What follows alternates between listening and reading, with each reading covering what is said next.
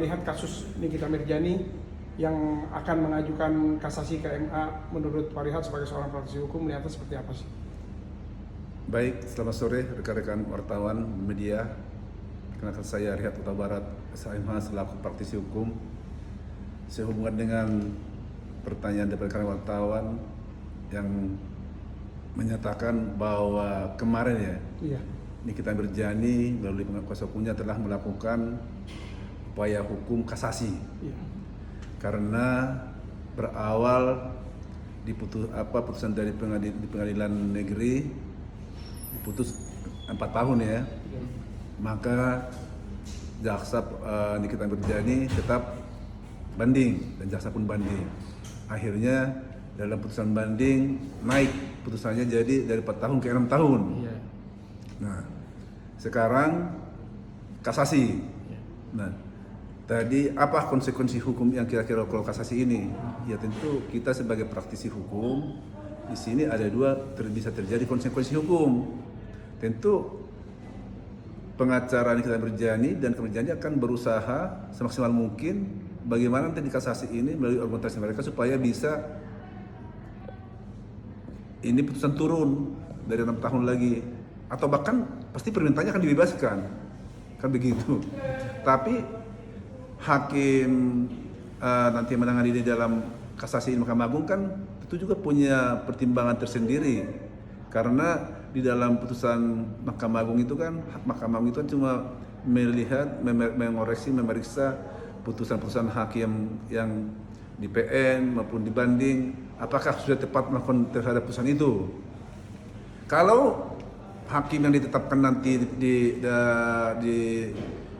Mahkamah Agung menilai bahwa ini belum tepat hukuman segini, hukuman 6 tahun ini, ya bisa naik karena dakwaan jaksa ini kan adalah undang-undang TPPU pasal 3 dan 4 ini kan ancaman hukumannya 20 tahun.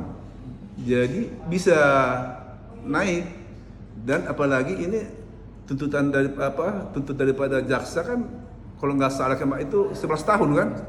Nah, artinya dari 11 tahun pun kalau hakim melihat itu belum pas bisa naik juga dari situ. Ya, tapi kalau secara normatif umum biasanya kalau ada edaran daripada Jaksa Agung itu disarankan biasanya kalau JPU itu melakukan tuntutan kalau belum terpenuhi 2/3, mereka ada beberapa hal itu harus diwajibkan banding gitu, harus diwajibkan, misalnya ini kasasi atau banding gitu loh, kira-kira begitu. Jadi itu masih ada bisa konsekuensi hukum di situ, bisa naik bisa turun.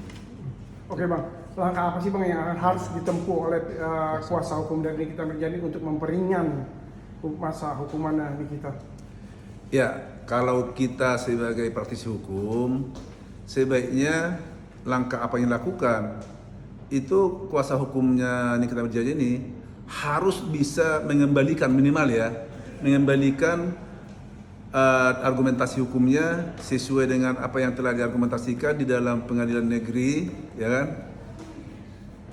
supaya bisa meyakinkan hakim nanti di Mahkamah Agung ini, siapapun yang ditetapkan majelis di sini, kan ada ditetapkan juga 3 majelis, supaya bisa yakin menerima bahwa fakta-fakta sesungguhnya itu udah pas apa yang diputuskan oleh pengadilan negeri. Kan ini kan sekarang hakim yang ada di Mahkamah Agung nanti menangani ini kan menilai 2 putusan produk yang sama, produk daripada hakim ini, menilai produk daripada hakim pengadilan negeri 4 tahun, menilai produk hakim yang memutuskan ini di pengadilan tinggi ada 6 tahun. Ini kan ini yang dinilai nih putusan ini.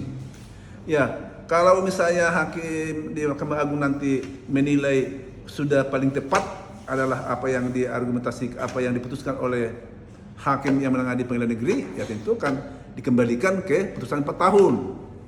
Tapi kalau misalnya majelis nanti hakim yang ditunjuk berdasarkan penetapan nanti menangani perkara ini di Mahkamah Agung menilai bahwa yang udah paling tepat sesuai dengan keyakinan daripada hakim Mahkamah Agung, yang pas itu adalah putusan yang dilakukan oleh hakim yang menangani di pengadilan tinggi, bisa kembali ke sana. Tapi bisa aja nggak dua-duanya, jangan salah. Bisa aja hakim Mahkamah Agung ini mempunyai pilihan yang berbeda. Bisa dianggap ini belum tepat yang diputuskan di hakim pengadilan tingkat pertama, bisa juga banding belum tepat, bisa dia turun dari 4 tahun. Bisa juga naik dari 6 tahun. Ya, kira-kira gitu. Kan dia punya pengadilan sendiri lagi. Gitu. Berarti hitung-hitungannya kalau ketika berarti hakim juga bisa banding ya Bang, melihat karena Nikita belum menjalani 2/3 hukuman. Bukan hakim bisa banding, hakim nggak banding. Yang banding itu kan para penuntut, jaksa ya, iya. sebagai pengacara korban yang mewakili ya kan gitu, pemerintah negara itu bisa banding atau kasasi, termasuk juga misalnya terdakwa gitu loh, bukan hakim kan bukan posisi banding atau mereka posisi hakim itu ya hakim yang menilai, membuat putusan kan gitu. Iya, iya. Oke, Bang, Bang, ini kita kan telah terbukti nih TPPU-nya.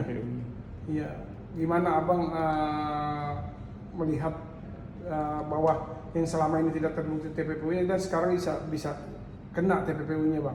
Nah, itu tadi yang saya bilang tadi. Ini dengan masuknya ini ancaman hukum 5 tahun, kita kan saya sih nggak dia ikutin ya masalah pertimbangan hukumnya ya. Apa memang pertimbangan hukumnya memang terbukti TPPU-nya, tapi menurut rekan wartawan memang pertimbangan hukumnya kemarin dikatakan terbukti TPPU-nya. Kalau terbukti TPPU-nya, ya ini udah 6 tahun ini udah sangat minim karena ancaman hukuman TPPU itu 20 tahun. Di pasal yang didakwakan gitu loh, pasal 3, pasal 4 kan, itu udah sangat minim. Makanya saya bilang di sini ya adu argumen yang membuat suatu fakta-fakta yang meyakinkan gitu. Harus pengacara ini harus benar-benar bisa mensajikan suatu fakta-fakta hukum yang dimana bisa benar-benar meyakinkan hakim yang ada yang ditetapkan di Mahkamah Agung ini, siapapun nanti majelis 3 yang ditetapkan ini bisa yakinkan bahwa ini tidak terbukti TPPU, tidak terbukti misalnya pemerasan, malah bisa bebas. Ya tergantung nanti hakim yang bisa menilai.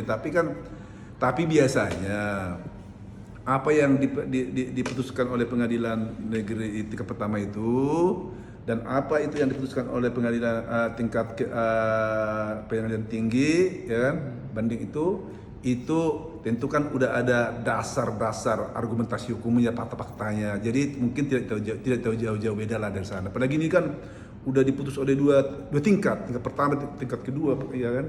Mungkin nggak jauh-jauh lah itu. Kalaupun misalnya naik, mungkin nggak naik jauh. Kalaupun turun, nggak turun jauh gitu. Jadi pengacaranya Nikita harus berpikir ulang ketika mengajukan kasasi. Hukumannya akan berkurang, ya harus berpikir sejauh mungkin ya Bang. Ya, harus benar-benar dia melakukan suatu ulasan argumentasi hukum yang mantap gitu loh, untuk meyakinkan, supaya bisa meyakinkan hakim nanti yang di Mahkamah Agung ini, siapapun yang ditunjuk oleh Ketua Mahkamah Agung untuk menangani perkara ini. Siap, foto dulu Bang. Siap. Bagus. 1, 2, sini Bang, sini. Oke. Sip.